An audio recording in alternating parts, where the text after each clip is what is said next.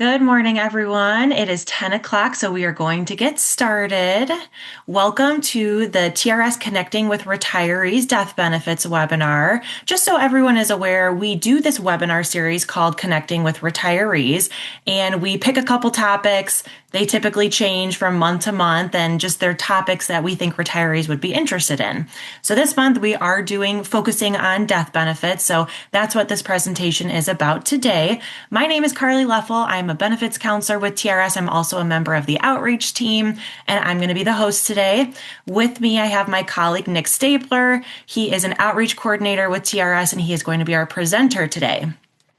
So just a couple things that you can see on the screen here. If you would like to download the slideshow, follow along with us. There is the website. It's www.trsil.org/death-benefits.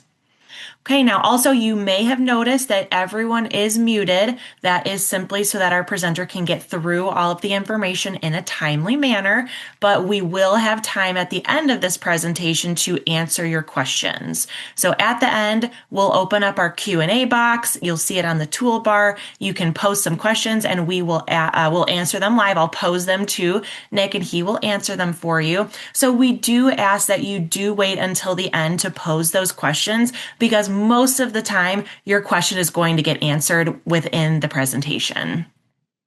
All right. At the end, there will be a survey. So make sure that you stay on at the end so that you can answer that survey. We always like to get feedback. As I said, this is a webinar series. So if there is a topic that you feel passionate about and you want us to do a webinar about, let us know because we can take that into consideration. All right. But that is all I have this morning. I'm going to turn it over to our presenter, Nick. All right, thanks so much, Carly, for the intro and for being part of our team today. The host has the biggest job as they manage that Q&A box. I just get to sit here and talk. But welcome in, everybody, to TRS information regarding death benefits for retirees. We're going to have a short table of contents today. We'll be talking about death benefits, as the title would indicate, and that is really as simple as what's going to be payable when you pass away. There's a couple different benefits that may be payable when you pass, so we want to cover both of those. And then we want to make sure that we spend time talking about your beneficiaries, making sure you have the right people listed as beneficiaries and that you understand exactly what they will receive when you pass away. We'll go through that beneficiary designation form so you know if you need to update your beneficiaries, how to complete that form and get it back to TRS. Then we'll talk about the death benefits claim process. How does one start that? How does one notify TRS of a death, that sort of thing? How do we get the ball rolling when someone has passed away so we can get that death benefit calculated and paid? And then, as Carly promised, we will have time for questions and answers when we get to the end. We'll use our Q&A box for that. Everybody's muted and we can't activate your mics for you. So we'll just use that Q&A box to answer questions. So let's talk about, first and foremost, our two types of TRS members. TRS is a two-tier system. Most of our members are Tier 1, meaning they started their career prior to January 1 of 2011. But those who started their career after January 1 of 2011 are Tier 2 members. We have a very few folks who are Tier 2 and retired. But if we happen to have one of those folks in today, we want to make sure we're covering all of the bases. But we believe that most, if not all of you, are Tier 1 retirees, meaning that you began your service, you began your active teaching prior to January 1 of 2011. Now, death benefits themselves, I think, are best explained in the context of the contributions that you made to TRS while you were active. Now, depending on when you retired, it could be that you were paying in 8% of your gross earnings to TRS. But if you worked after 1998 at all, then you were paying in 9% of your contribution, 9% of your earnings as a TRS contribution at the time that you retired. But regardless of whether you paid 8% or 9% while you were active, 1% of your earnings, 1 penny of every single dollar that you earned while an active teacher has gone into the survivor benefit bucket. So 1% of your earnings has always been squirreled away into your survivor benefit fund. And we use those dollars to pay a survivor benefit after you pass away, which means you did not have to reduce your own pension in order to provide that survivor benefit to your dependent after you pass away. Now, the other contributions that you made, those were all for your pension. Those contributions, whether they were, if you were paying 8% or 9%, All but the 1% was going toward your own retirement calculation. So those contributions were set aside in a retirement bucket. They were invested and they earned 6% interest every year while you were active. And then once you retired, we start paying you out of that 8% bucket your own contributions first. We are a defined benefit program, so we pay for life. It only takes a few years for you to recoup everything that you put into that 8% bucket. But then we would pay you out of the TRS trust fund every single month for the rest of your life after that 8% bucket is empty. Now, that 8% bucket, as I said, is typically empty at the point that you pass away, because as long as you've been retired for at least 5 years, you will likely have recouped everything that you had put into that bucket back into your own pocket through your monthly benefit checks, and now we're paying you out of the TRS trust fund. But if you have only been retired for a few years, maybe you have not yet recovered all of those contributions. If you pass away before recovering all of your own contributions from that 8% bucket, any amount that resides there that hasn't yet been paid to you will go as a lump sum to whomever you have named as beneficiary for the beneficiary refund, or for the 8% bucket. That's always a lump sum, so it doesn't matter who you name. Whoever you name is going to get the same amount of money. They're just going to get whatever it is that's left in that bucket. If you have multiple individuals listed, they would just split that amount. But it is frankly rare that we would pay anything from the 8% bucket, because most of our retirees live at least 5 years into their own retirement, meaning they have recovered all of those contributions back into their own pocket. Now, the 1% survivor benefit money, though, that is not touched. Through the course of your retirement, we don't touch that money. It is not used to pay your retirement benefit. It has one job, and that is to pay a survivor benefit after you pass away. So that money just sits there throughout the course of your retirement so that it can be used to pay a survivor benefit after you pass away. Now, survivor benefits can be paid in a couple of different ways. It depends on who you have named as your beneficiary and what is the relationship of that person to you. Because a dependent beneficiary can receive a monthly benefit from that 1% survivor benefit bucket. Now, we have to define dependent beneficiary. This really is important for our conversation today, is what constitutes a dependent beneficiary. If you have a spouse to whom you have been married for at least 1 year, that individual is considered a dependent spouse.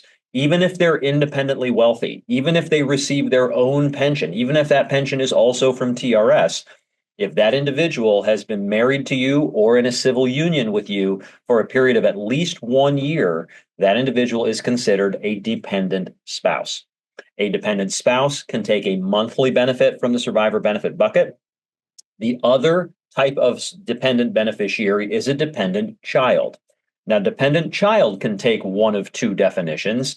A dependent child can be a child who is under the age of 22, still a full-time student, and not married. That's considered a dependent child, as long as they meet all three criteria: under the age of 22, not married, and still a full-time student. That's a dependent. A child who is disabled, an adult disabled child who is still dependent by virtue of their disability, would always be considered a dependent child as well. So if you have those dependent beneficiaries listed for your survivor benefit, they are entitled to a monthly survivor benefit. A spouse is entitled to a monthly benefit that is based upon your tier of membership. And again, we think everybody in the audience today is probably a tier 1 member. But we haven't looked you all up. We don't know that for sure. But if you began your public service prior to January 1 of 2011, you are a tier 1 member. The spouse of a tier 1 member is entitled to half of that deceased tier 1 member's benefit every month for the rest of that spouse's life. So if you, as a tier 1 retiree, pass away and you are married and you have your spouse listed as your primary beneficiary, that spouse would take an amount every single month equal to half of the benefit that you were receiving in the month of your death. So if you were receiving $6,000 a month in the month of your death, we would pay that spouse $3,000 a month every month for the life of that spouse. That doesn't stop if they remarry. It doesn't matter how old they get. It doesn't matter how long they've been receiving it. They will receive that benefit every single month for the rest of their life. Now, if you are a tier 2 retiree, that monthly benefit is 2/3 of the benefit that you were receiving in the month of your death. That's what we would pay to the tier 2 spouse.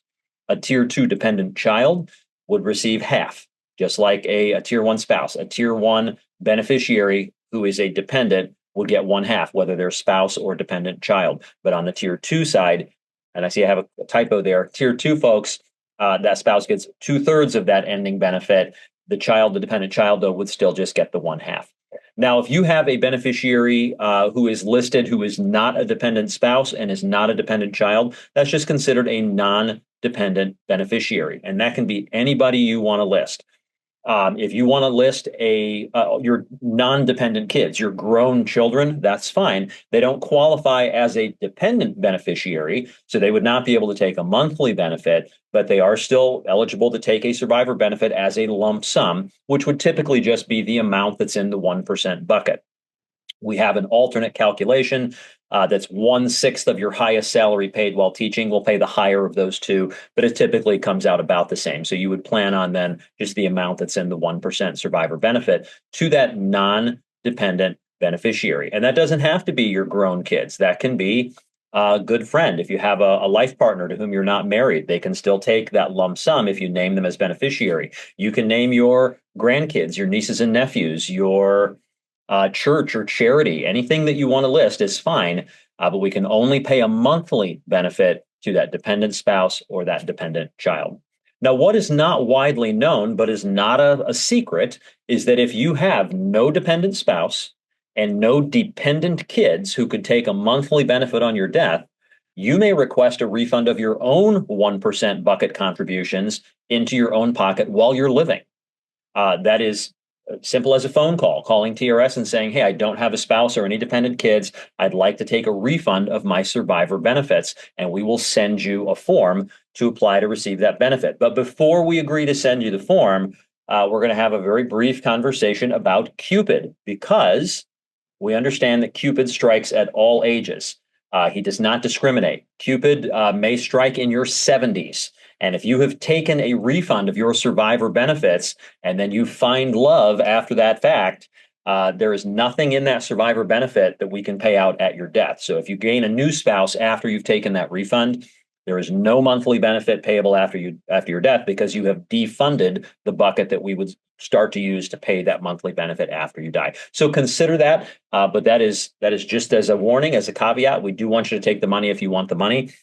We want you to know, too, though, these are typically taxable dollars. So if you take that refund to yourself, you would expect to pay 20% tax on that as a lump sum distribution from TRS. Now, let's talk about naming those beneficiaries. As with most functions of state government, there's a form for that. And so the TRS beneficiary designation form is what you would use to name or change your beneficiaries. Now, you have a couple of different options for how you can name your beneficiaries. One of them is called the automatic designation. The automatic designation simply means that you check box 3, which is on this mock-up of the TRS beneficiary designation form on your screen. If you check that box, if you look at the language to the right of that, it says, I elect that my dependent beneficiaries, as determined at my death, receive my survivor benefit or beneficiary refund. That's the 8% bucket. If there is no dependent beneficiary, benefits should be paid to my estate. That's your estate, the estate of your name. Then that money would be subject to the provisions of your will.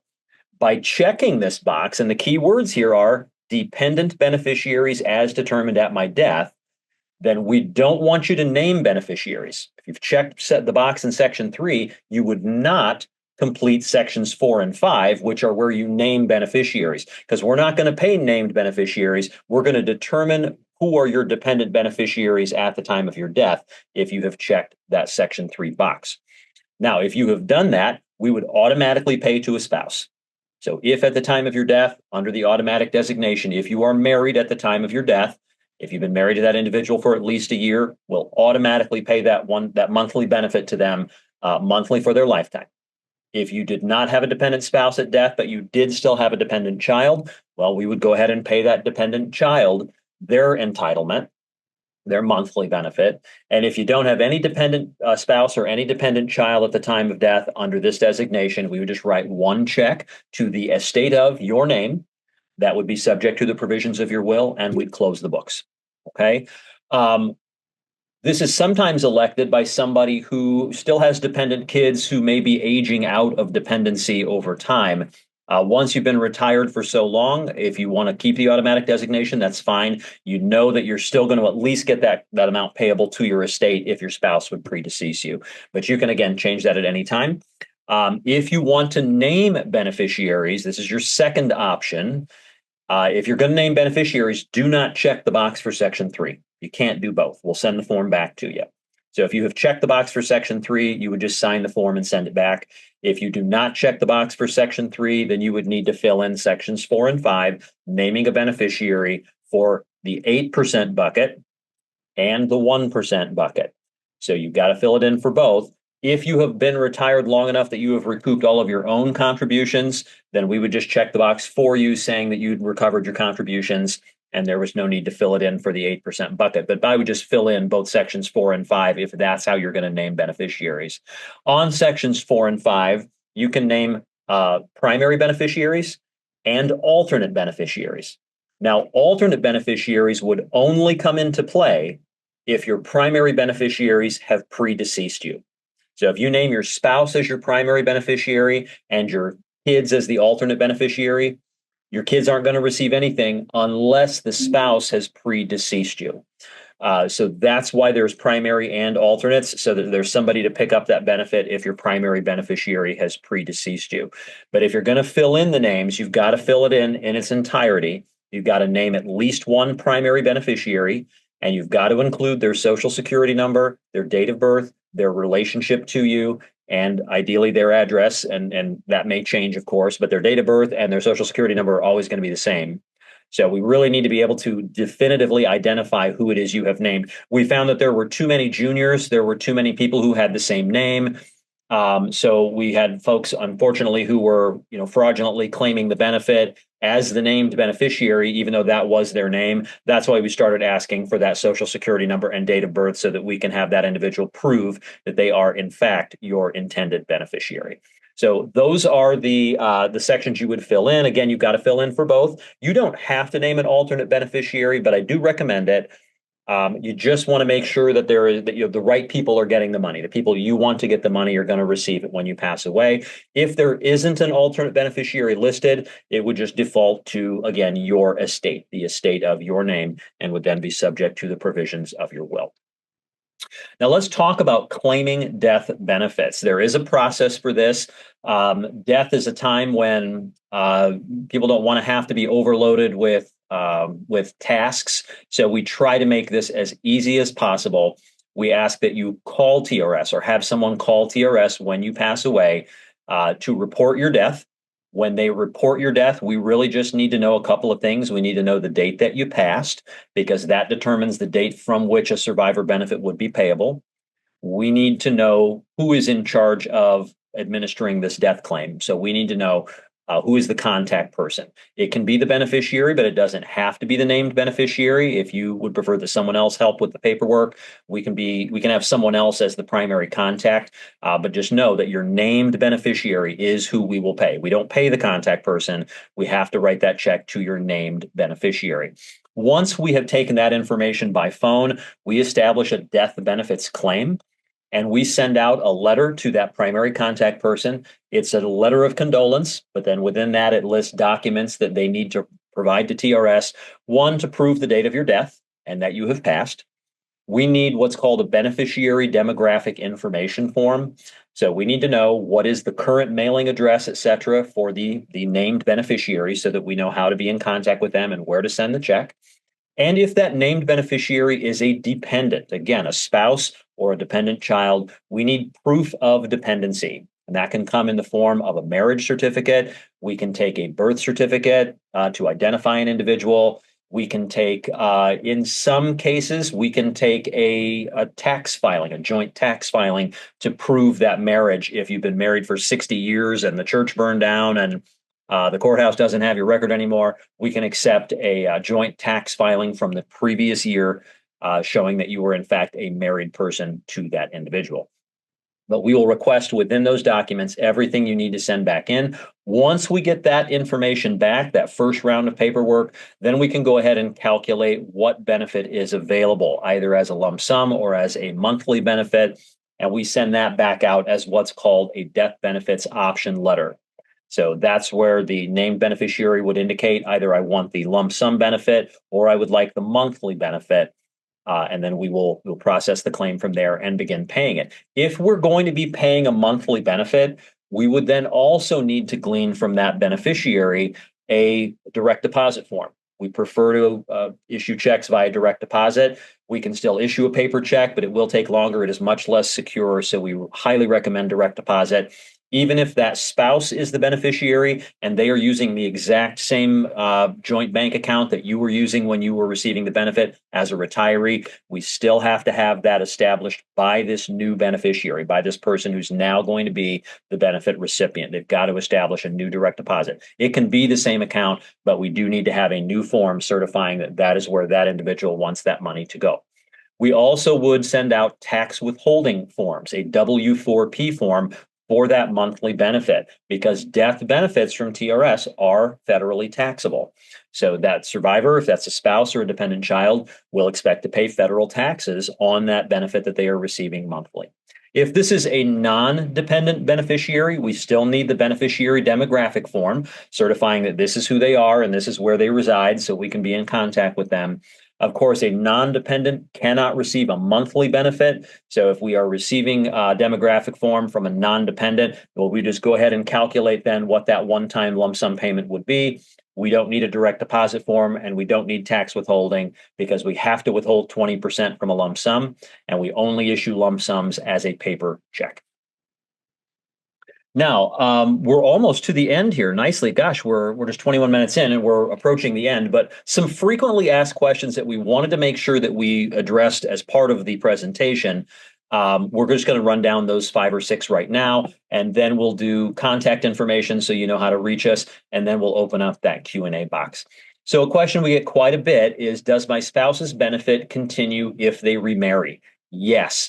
Many years ago, maybe 25 years ago, that law changed. It used to be that if a spouse remarried prior to a certain age, that our monthly benefit would stop. That is no longer the case. If that individual is found to be eligible at the point that you pass away, they are eligible for that monthly benefit for life, no matter how old they get, no matter how long they've been retired, or how much money they've taken from the system, or if they have remarried 5 times. We don't care. We pay that monthly benefit to the spouse for life. Question 2, does my dependent beneficiary receive annual benefit increases? Yes. That monthly survivor benefit to that dependent is going to carry the same increases that you were receiving while you were living. So we determine that initial benefit as half of the benefit you were receiving in the month of your death. If you're tier 1, 2/3 if you're tier 2, but that then continues to accrue the same increase that you were receiving while you were living. So if you were a tier 1 retiree, that monthly survivor benefit to your dependent would continue to grow by 3% compounded annually if that's the benefit increase you were receiving. As a tier 2 member, that increase is half the consumer price index, or 3%, whichever is less. So we'll continue to make those annual increases automatically every January 1, reflected in the February 1 check to a survivor. Question 3, can my surviving dependents still get TRIP or trail health insurance? Yes, provided that you as the retiree were eligible for TRIP or trail, meaning you had at least 8 years of TRS service credit in your retirement claim, then we would go ahead and offer that TRIP or trail health insurance to that dependent beneficiary after you pass. They sign up just like you signed up when you retired. They fill out that form called a participation election form saying, yes, I want the coverage. And then we would just withhold the premiums from their monthly survivor benefit check. Question 4, do I have to list my spouse or can I list my adult kids as beneficiaries? Yes, you can name anyone you want. Just because you are married does not mean you have to list that spouse. We would invite you to consider that a spouse is entitled to a monthly benefit for life, whereas your non-dependent kids, and by non-dependent, I mean over 22, not married, still no longer a full-time student, they only qualify for a lump sum. And if there's multiple, they would split that. lump sum. So the amount that is payable as a monthly benefit to the spouse is likely higher over just a few months than the lump sum that would be payable to your non-dependent kids.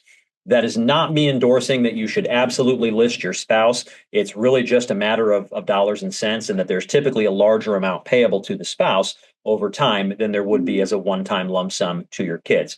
We also understand that sometimes with a second marriage, you feel that it's really more appropriate that you list your grown children, and that is absolutely fine.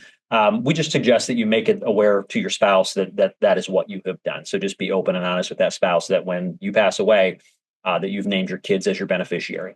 5, how do I go about changing my beneficiaries? There's just one form for that, and there's a couple of ways that you can get that form. You can call us up and ask us to send that form to you by mail, and we're happy to do that, as well as going online to your online account. You can also download that form from your online account. You can, whether you've received that by mail or if you've received that as a download, you can fill out that form, scan it in, or take a good, clear picture of that with your smartphone, and then just re-upload that right through your online account. That is the most secure, the quickest and most secure way to submit any form to TRS is through that online document upload center, which is one of the tabs in your main menu at trsil.org. Number 6 here is, if I take a refund of my survivor benefit contribution, can I pay it back if Cupid strikes? The short answer is yes, you can, but you would have to unretire. You would have to return to active service for a period of at least a year to reestablish active membership. Then you would have to repay that refund with 6% compounded interest from the date that you took it out, and that would refill the bucket. And then you would be eligible to, or your spouse or dependent child would be eligible for a monthly benefit. Most people do not want to unretire. It can be very costly to reinstate that refund, especially if you've taken it several years ago, because that 6% compounded interest will accrue fairly quickly on that. So yes, there is a mechanism to pay it back, but you would have to return to active service, cancel your retirement, stop your pension check, and go back to work for a period of at least a year to reestablish active membership. Most people do not want to do that, but yes, it is an option. Okay, this is the contact information slide. I am going to leave this one up as we do Q&A, but I just want to highlight a few things. If you need to call and request that beneficiary designation form, or if you want to pose a specific death benefit situation that's unique to you or your situation, that's fine. Please call TRS at 877-927-5877. Our number's here where I have my cursor. We are available from 7:30 a.m. to 4:30 p.m. As retirees, we hope you'd be able to reach us during those hours. But if not, if life is just too busy and you're jet setting during the day, send us an email when it's convenient for you at members@trsil.org. There's always a counselor who mans that email box, and so they can get you a written response within one day. One business day, that is. On the right of that is our TRS website, trsil.org. That is a great place for general information. You can do any number of things there. You can read the TRS member guide and then see the death benefits section in there. If you want to log in and print your beneficiary designation form, that is the portal to get into your online account. You can also find in the video library at trsil.org a recording of this session so that you would be able to rewatch that if you wanted to. Below that are all of our TRS social media handles on Facebook, X, and Instagram. To the right of that is our YouTube channel. That's another place that you can find a recording of this presentation or a lot of other TRS videos. We have a number, as Carly pointed out, this is part of a webinar series. So we have death benefits, taxes, health insurance, and then if down the line you would need the power of attorney information or how to submit power of attorney or confidential information release forms, there is a webinar on that as well. But just about any topic that you would want is going to be a part of some TRS webinar. So head out there to our YouTube channel. If you want to download today's slides as a PDF, you have that option as well. You can see that just under, well, that's upper right quadrant for you. I'm not sure where you see our pictures, but it's trsil.org/death benefits. And we've got the updated slideshow that you've just watched out there for you to download. At the bottom, I went ahead and left this in. It's not necessarily relevant to today's topic, but I left in the information for calling the My Benefits Service Center. So if you have questions about your health insurance or need to add a dependent or cancel a dependent from your coverage, that is where you would call. So that's 1-844-251-1777. That'll get you to the My Benefits Service Center for insurance questions only. Carly, do we have any questions that have come in during the course of the presentation? Yes, we do. And first, I want to say thank you, Nick, for all the great information, great presentation. We do have a couple of questions already, but I do just Okay. want to remind everyone that this is now the time. Go find that Zoom toolbox. For me, it's at the bottom of my screen. It might be on the side, and there's a box that says Q&A. There's a question mark in there. Click on that, and then you can pose questions. We have two in there already, so we'll get started. First one, Nick, is can I name a minor grandchild as a dependent beneficiary? You can name your minor grandchild as a beneficiary, but the only way that that child could receive a monthly benefit is if you have adopted that child. So you must be their legal parent in order for them to receive a monthly benefit. If you name them and they are determined at the point of your death to not be your dependent, well, then we would just go ahead and pay them the one-time lump sum payment. But we can only pay a monthly benefit if that child meets if they're on your taxes basically as your dependent child. You might want to call and explain your situation a little bit more. It's kind of a specific question, so maybe give a call for that one. We want to make sure we're giving you a comprehensive answer. Yep, great. Okay, next question. And you covered this, but I do want to make sure we go over it again. So this is kind of a scenario. If you have three beneficiaries, let's say they're all children, adult children, is one check sent or will the benefit be divided into three checks? Okay, by naming multiple beneficiaries, we are going to establish a TRS account for each named beneficiary. We will glean their demographic information, which includes their Social Security number for tax purposes, and we will issue checks directly to each named beneficiary. So there's no splitting of the check. We will issue a check separately to each one so that that benefit is taxable individually to each one. Okay, great. Can we go back to the lump sum survivor benefit? They're asking, how do I find out what the lump sum is? That's a good question because that's going to be unique to you. There is a comparative calculation that's done for a lump sum benefit that is either the amount that you have contributed to the survivor benefit bucket, which is defined at the date that you retire. That's a number you could find out anytime. You can just call us up, and that number stays there unless you've taken the refund. The comparative calculation then is we take your highest salary paid while you were active, and we reduce that by 1/6 for each of the years that you have been retired, not to drop below 1/6. So if you've been retired for at least 5 years or 4 years and a day, really, we're going to calculate 1/6 of your highest salary paid. We'll compare that to the amount that's in your 1% survivor benefit bucket, and we pay the higher of those two amounts to that non-dependent or split between multiple non-dependents. Again, that's going to be unique to you based on how long you worked, how much you contributed, what that ending salary was. So really the best way to determine exactly what would be payable on your death would be to call. Perfect. Okay, is there a way to see how much is in the my 1%? So I'm thinking they're asking how much is that 1% survivor benefit Yep. refund if they were to take it? Yeah, you can for sure call and determine that number. I don't believe that's a number that's visible through your online account, but I honestly don't know. But for sure, you could just call TRS up and just let them know you want to know what would be payable on your death. We'll do the comparative calculation, and that'll include what is in the 1% bucket. Yes. Next question is there a life insurance policy through TRS? That's a good question. And no, TRS does not administer a life insurance benefit. The state of Illinois does not offer life insurance to its retired teachers.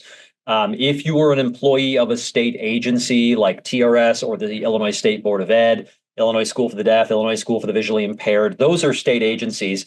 Those folks are considered state employees, so they may have a life insurance benefit available. But if you were employed through a school district, no, there is no life insurance available through TRS. Very good. Next question is, can the death benefit be rolled into an inherited IRA to avoid taxes? Yeah, that is a great question, and that's specifically asking about inherited IRAs. But death benefits as a taxable amount, and we're talking about a lump sum death benefit here. A lump sum death benefit as a taxable amount is eligible for rollover. So where you can put it, what type of plan, and whether or not that plan is eligible to receive our benefit, you'd want to check with that plan administrator. But yes, these lump sum death benefits as taxable amounts are eligible for rollover. Okay, next question. A lot of good questions. Is Okay, so if you have a spouse, can you take the survivor benefit refund? Um, If you have a spouse to whom you have not yet been married for 1 year, that spouse is not yet considered to be dependent. So in that case, you could take that survivor benefit refund yourself. I would encourage you to talk to your spouse about that. If you have been married to that individual for at least a year, then no, we could not allow you to take that 1% survivor benefit refund. When you sign that form saying you want that refund, you are certifying under penalty of perjury that you are definitively stating truthfully that you do not have a dependent spouse or dependent child. But again, the only exception to that would be if you have not yet been married to your spouse for a period of at least a year. Okay, next question is if I have two primary beneficiaries, is the lump sum payment split into two? Now, we kind of already went over that, but can you go into what if one is a dependent, one is a Sure. non-dependent? Yeah, if you have multiple primary beneficiaries listed, meaning they are both listed in the primary benefit section, we have to split a benefit between them. If they are both dependent, we can split the monthly. If one of them is non-dependent, we can't pay a monthly benefit to anybody. So if you have a dependent spouse and a non-dependent child listed, nobody's going to get a monthly benefit. We're just going to split that lump sum equally between them. All right, great. Thank you. Okay, so next question, it says, how is a civil union defined? But Mhm. maybe what's more appropriate is, what would we need if there's a, dependent beneficiary who's a civil union partner? Yeah, a civil union is unique to the state of Illinois. That was a marriage alternative device that was created in 2010 ahead of equal marriage, the Equal Marriage Act. So in Illinois, I think from June 1 of 2010, you were eligible to enter into what was called a civil union. It included all of the rights of normal marriage in the state of Illinois, but not every state recognized that. So when we talk about a civil union is an Illinois thing. If you were asking if that is somehow akin to what's sometimes referred to as common law marriage, no, the state of Illinois does not recognize common law marriage. So when we use civil union in the same sentence as marriage, it's because in Illinois, those are the same two things, but they are still a legally binding legal relationship. So you must be in that legal dependent relationship for us to be able to pay a monthly benefit. Civil union is not something that you just come into by cohabitating for a certain number of years. It is literally you have to go to the courthouse, you have to fill out paperwork like a marriage license and swear an oath that's similar to marriage vows, and you are granted a civil union by a government agency. It is not a universal term. So I appreciate that you asked, but no, civil union is an Illinois marriage alternative. All right, thank you. Next question is, how do I check to see who I currently have listed as my beneficiary? That's a great question. You can actually see that one through your online account. When you log in, you just go to, I think the tab is My Beneficiaries, and that would show that to you. If not, you can go to your most recent TRS benefits report if you can still see those in your online account. But even that may be several years old because we stop issuing those when you retire. Always the fail safe would be to just call and confirm with TRS. We can send you a beneficiary designation letter that tells you in writing this is who you got listed currently, and that's a good one to slide in with your will, your trust paperwork, your life insurance policies, anything that would be relevant on your death. Great. Okay, there's a question, maybe a little confusion. So is the 1777, the My Benefit Service number, the place for a beneficiary to report a death?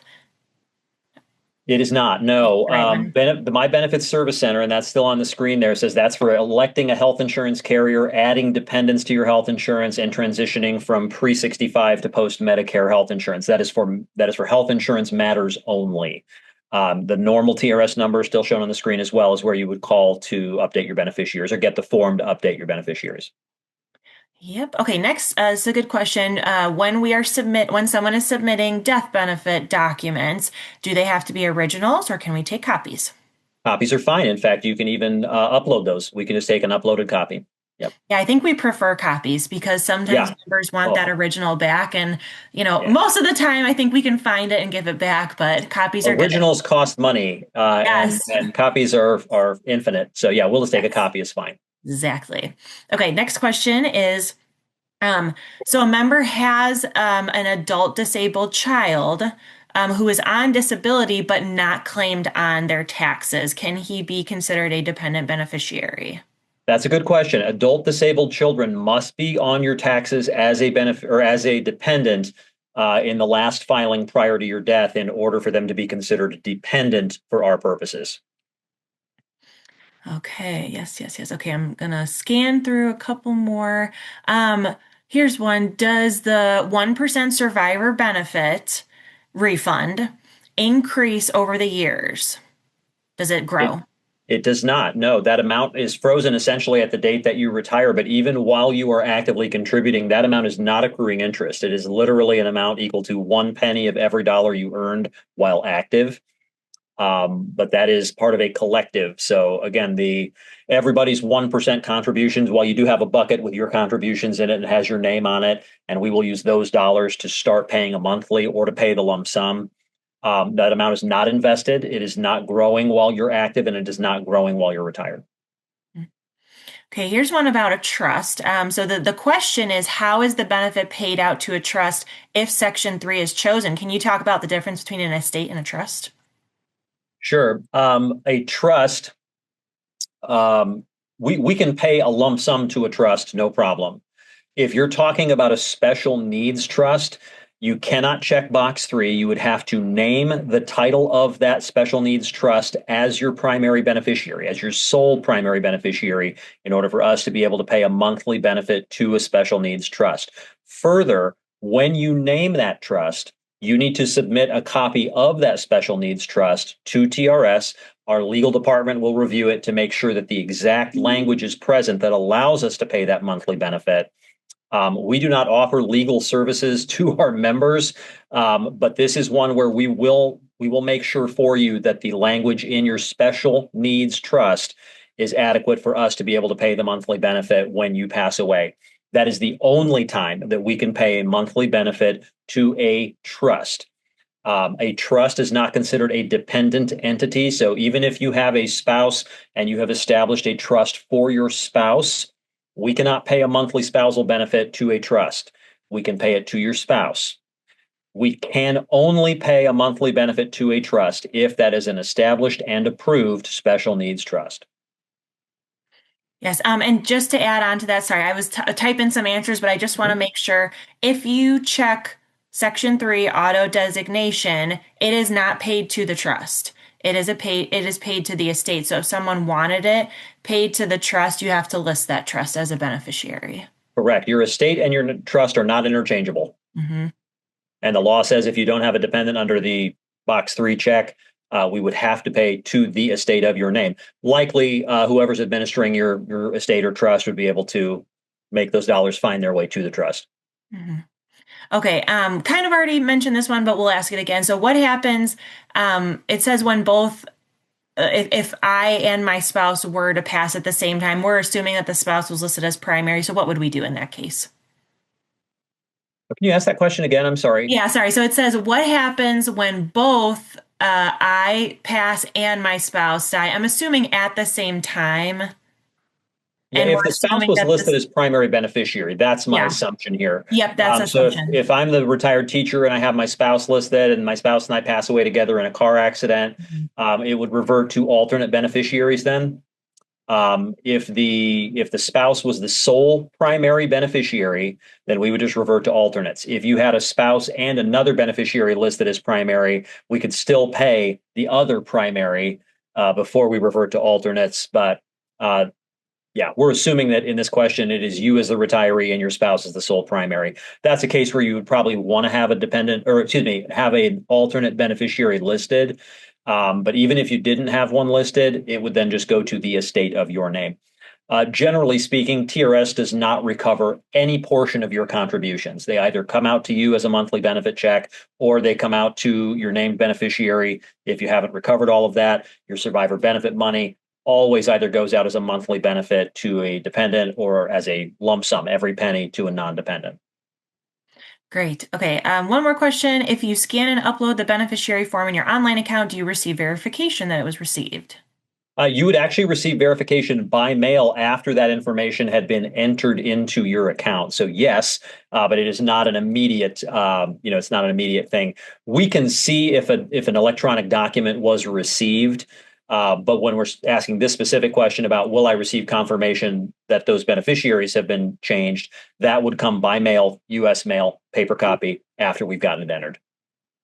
Great. Okay, the next couple questions are kind of specific. So Nick and I are going to take some time to just message you privately. So if you haven't gotten an answer yet, please stay on. We will message you. But I think that's all the questions that we have for right now. I want to thank everyone for being on this webinar. We understand that death benefits are not an easy topic to talk about. So again, we appreciate you taking the time to learn about them. And if you take nothing from today other than beneficiaries, make sure that you check out those beneficiaries, make sure you have them listed the way you want to, because, we can take care of, we'll let your survivor know what they're eligible for, who is eligible for what, but we can't do that unless you have your benefit, we can't do that the way you want it to be paid out unless your beneficiaries are listed correctly. So make sure you check those beneficiaries. Nick, again, thank you so much. Any parting words?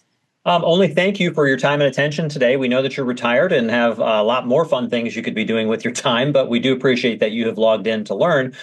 This is essential information. In particular, it's something that once you have it done and done correctly, you probably don't need to worry about it again. So I think it's great that you've logged in today. I hope that you'll take time to go just one step further and look at how you've got your beneficiaries. And as Carly said, make sure that you got them the way that you want them. We have to pay the named beneficiaries. So make sure your ex-spouse has been removed from your beneficiary. Make sure that your kids are listed the way you want them, or that your spouse is primary by themselves and your kids is alternate. Just make sure you've got it exactly the way that you want it. And please reach out if you need help with that and making sure that you've got it the way that you want it. Our number's on the screen. And again, our purpose, our job is to help you to understand your benefits and help you to get it right. So thank you very much. Yep. Thank you all. Have a great day. Thank you.